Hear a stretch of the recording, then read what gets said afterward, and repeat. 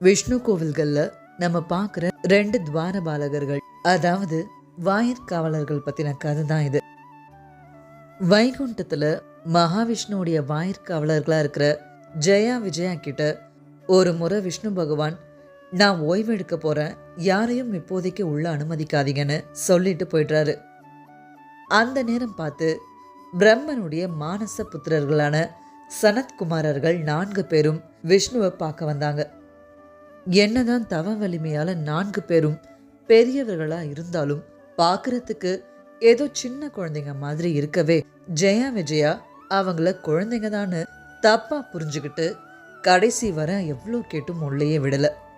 இதுல கோபம் அடைஞ்சவங்க உங்க தெய்வீக தன்மையை இழந்து பூமியில சாதாரண மனிதர்களா பிறந்து வாழ்வீங்கன்னு சாபம் விட்டுடுறாங்க. விஷ்ணு பகவான் எழுந்ததும் என்ன நடந்துச்சுன்றதை தெரிஞ்சுக்கிட்டு அவங்க என் கட்டளையை தான் நிறைவேற்றினாங்க, நீங்க யாருன்னு தெரியாம இப்படி நடந்துக்கிட்டாங்க, அவங்களுக்காக நான் மன்னிப்பு கேட்கிறேன்னு கேட்பாரு. பயந்து போயிருந்த ஜெயா விஜயா இந்த சாபத்தை நீக்கும்படி எவ்வளோ கேட்டும் அப்படி என்னால் அதை முழுமையா தவிர்க்க முடியாது. சாபம் கொடுத்தது தான். அதுக்கு பதிலாக வேணா உங்களுக்கு 2 வழிகளை கொடுக்குறேன். ஒன்று, பூமியில 7 பிறவிகளா என்னுடைய பக்தர்களா பிறக்கலாம். இல்லைனா 3 பிறவிகளுக்கு என்னுடைய எதிரிகளா பிறந்து தண்டனையை அனுபவிச்சுட்டு அதுக்கப்புறம் நீங்க நிரந்தரமா வைகுண்டத்துக்கு திரும்பிடலாம்னு சொல்லவும், ஜெயாவும் விஜயாவும் 7 பிறவிகளுக்கு விஷ்ணுவை விட்டு விலகி இருக்கிறத நினைச்சு பார்க்கவே முடியல. அதை விட 3 பிறவிகளுக்கு அவருக்கு எதிரிகளா இருந்துட்டு சீக்கிரம் அவர்கிட்ட வந்து சேர்ந்துடலாம்னு முடிவு பண்ணாங்க.